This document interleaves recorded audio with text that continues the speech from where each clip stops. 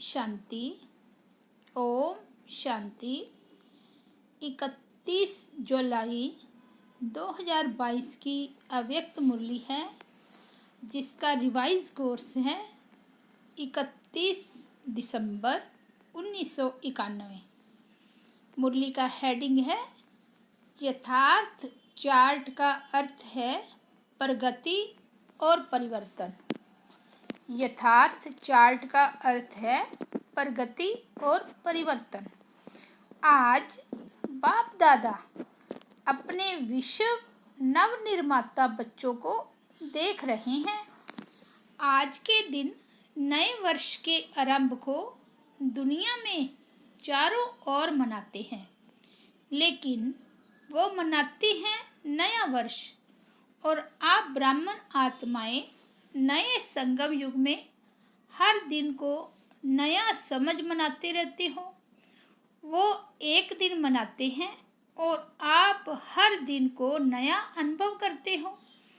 वो हद के वर्ष का चक्र है और यह बेहद सृष्टि चक्र का नया संगम युग है।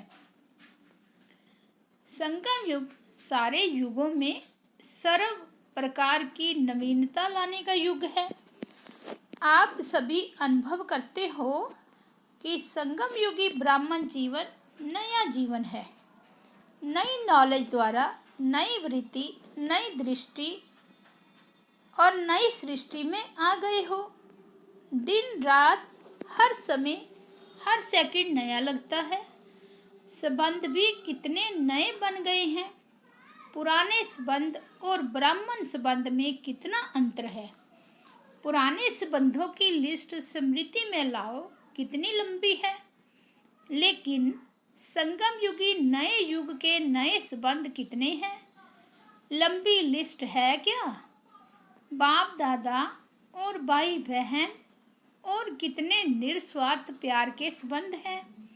वह है अनेक स्वार्थ के संबंध। तो नया युग छोटा सा नया ब्राह्मण संसार ही अति प्यारा है।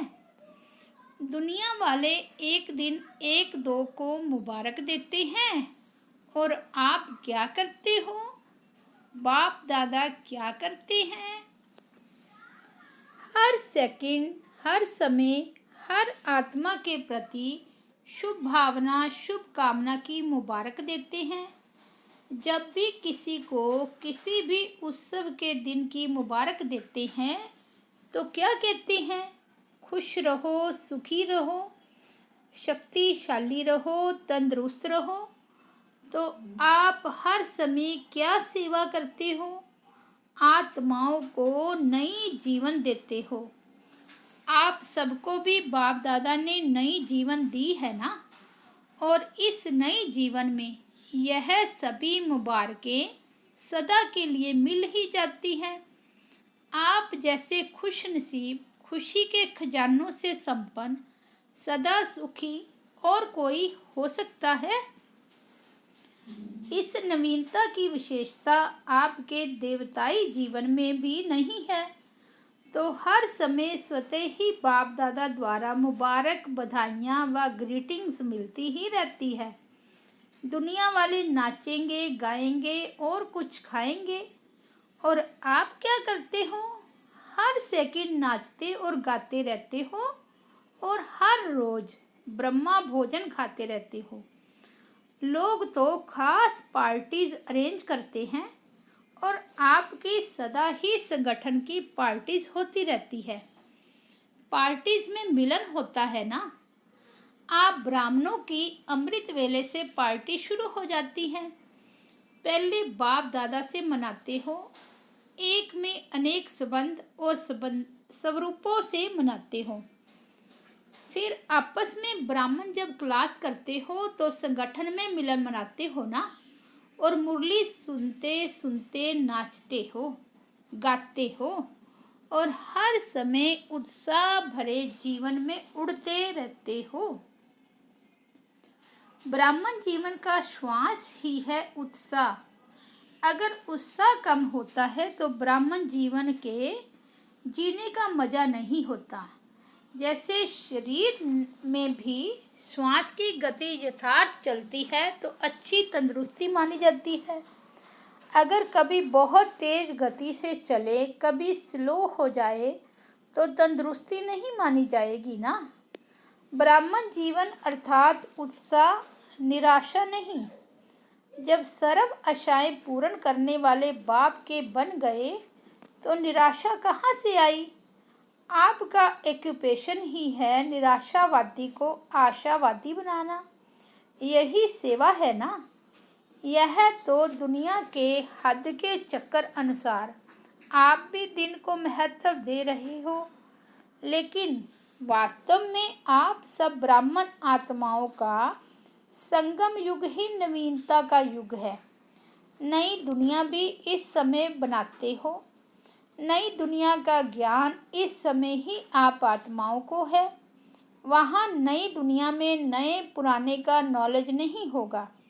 नए युग में नई दुनिया स्थापन कर रहे हो। सभी ने तपस्या वर्ष में तपस्या द्वारा अपने में अलौकिक नवीनता लाई है या वही पुरानी चाल है। पुरानी चाल कौन सी है। योग अच्छा है, अनुभव भी अच्छे होते हैं, आगे भी बढ़ रही हैं। धारणा में भी बहुत फर्क है, अटेंशन भी बहुत अच्छा है, सेवा में भी वृद्धि अच्छी है। लेकिन का पूछ लग जाता है। कभी कभी ऐसा हो जाता है, या कभी कभी का पूछ कब तक समाप्त करेंगे। तपस्या वर्ष में यही नवीनता लाओ।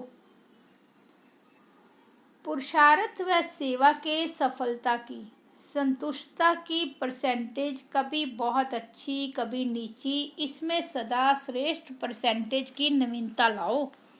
जैसे आजकल के डॉक्टर्स ज़्यादा क्या चेक करते हैं। सबसे ज़्यादा आजकल ब्लड प्रेशर बहुत चेक करते हैं।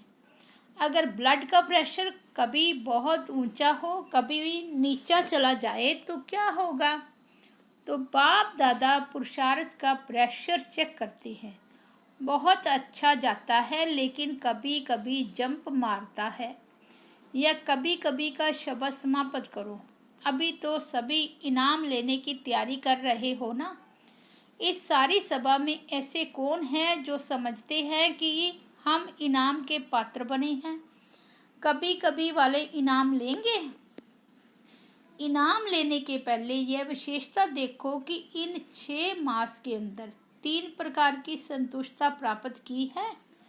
पहला, स्वयं अपना साक्षी बन चेक करो सबके चार्ट से। स्वयं सच्चे मन सच्चे दिल से संतुष्ट है। दूसरा, जिस विधि पूर्वक बाप दादा याद के परसेंट को चाहते हैं, उस विधि पूर्वक मन वचन कर्म और संपर्क में संपूर्ण चार्ट रहा, अर्थात बाप भी संतुष्ट हो। तीसरा है, ब्राह्मण परिवार हमारे श्रेष्ठ योगी जीवन से संतुष्ट रहा। तो तीनों प्रकार की संतुष्टता अनुभव करना, अर्थात प्राइज के योग्य बनना। विधि पूर्वक आज्ञाकारी बन चार्ट रखने की आज्ञा पालन की, तो ऐसे आज्ञाकारी को भी मार्क्स मिलती है। लेकिन संपूर्ण पास मार्क्स उनको मिलती है जो आज्ञाकारी बन चार्ट रखने के साथ साथ पुरुषार्थ की विधि और वृद्धि की भी मार्क्स ले। जिन्होंने इस नियम का पालन किया है, जो एक्यूरेट रीति से चार्ट लिखा है, वह भी बाप दादा द्वारा ब्राह्मण परिवार द्वारा बधाइयाँ लेने के पात्र हैं। लेकिन इनाम लेने योग्य सर्व के संतुष्टता की बधाइयाँ लेने वाला पात्र है।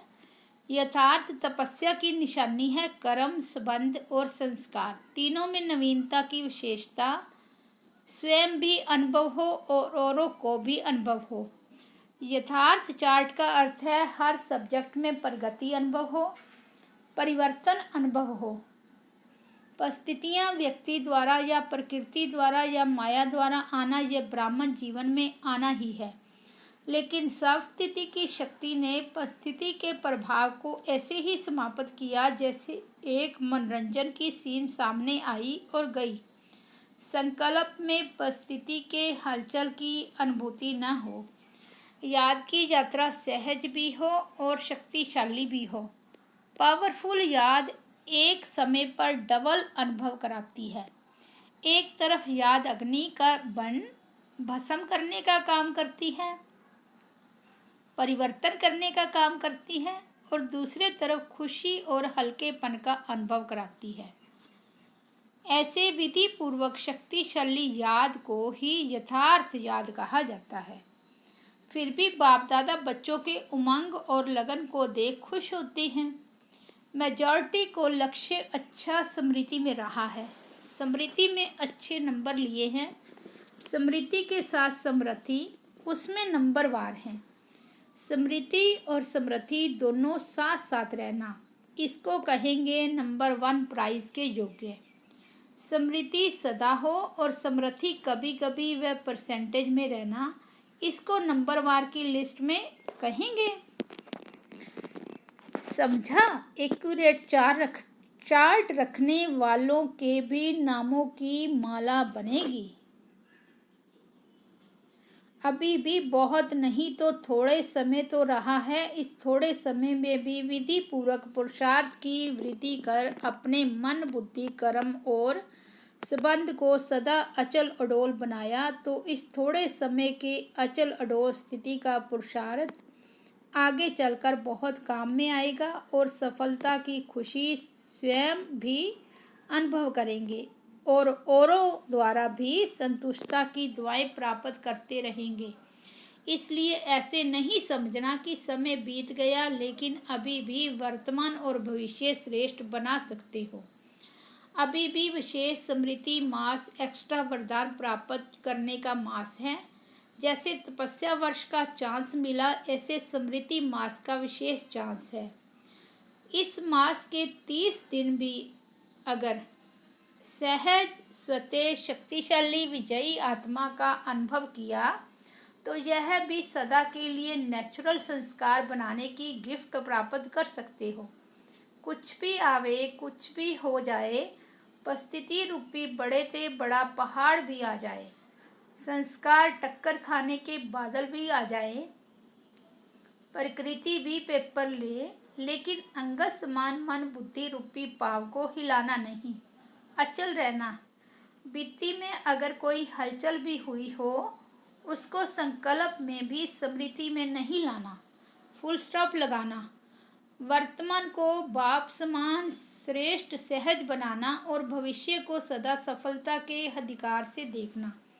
इस विधि से सिद्धि को प्राप्त करना, कल से नहीं अभी से करना। स्मृति मास के थोड़े समय को बहुत काल का संस्कार बनाओ। यह विशेष वरदान विधि पूर्वक प्राप्त करना। वरदान का अर्थ यह नहीं कि अलबेले बनो, अलबेला नहीं बनना, लेकिन सहज पुरुषार्थी बनना। अच्छा, कुमारियों का संगठन बैठा है, आगे बैठने का चांस क्यों मिला है? सदा आगे रहना, इसलिए यह आगे बैठने का चांस मिला है। समझा? पका हुआ फल बनके निकलना, कच्चा नहीं गिर जाना। सभी पढ़ाई पूरी कर सेंटर पर आ जाएंगी या घर में जाएंगी। अगर माँ बाप कहे जाओ तो क्या करेंगी? अगर अपनी हिम्मत है तो कोई किसको रोक नहीं सकता। थोड़ा थोड़ा आकर्षण होगा तो रोकने वाले रुकेंगे। नव वर्ष मनाने के लिए सभी भागकर आ गए। नया वर्ष मनाना अर्थात हर समय को नया बनाना, हर समय अपने में रूहानी नवीनता को लाना है। चारों ओर के सभी स्नेही और सहयोगी बच्चे भी आज के दिन के महत्व को जान विशेष दिल से या पत्रों से या कार्डों द्वारा विशेष याद कर रहे हैं और बाप दादा के पास पोस्ट करने के पहले ही पहुंच जाता है, लिखने के पहले ही पहुंच जाता है। संकल्प किया और पहुंच गया। इसलिए कई बच्चों के सहयोगियों के कार्ड पीछे पहुंचते, लेकिन बाप दादा पहले से ही सभी को नए युग के नए दिन मनाने की मुबारक दे रहे हैं। जैसे कोई विशेष प्रोग्राम होता है ना, तो आजकल के लोग क्या करते हैं, अपना टीवी खोलकर बैठ जाते हैं। तो सभी रूहानी बच्चे अपने बुद्धि का दूरदर्शन का स्विच ऑन करके बैठे हैं। बाप दादा चारों ओर के मुबारक पात्र बच्चों सेकंड की मुबारक की दुआएं रिस्पॉन्ड में दे रहे हैं।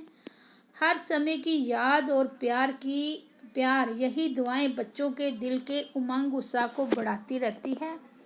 तो सदा स्वयं को सहज पुरुषार्थी और सदा पुरुषार्थी, सदा विधि से वृद्धि को प्राप्त करने वाले योग्य आत्माएं बनाए उड़ते रहो। ऐसे सदा वर्तमान को भाव समान बनाने वाले और भविष्य को सफलता स्वरूप बनाने वाले श्रेष्ठ बधाइयों के पात्र आत्माओं को बाप दादा का याद प्यार और नमस्ते।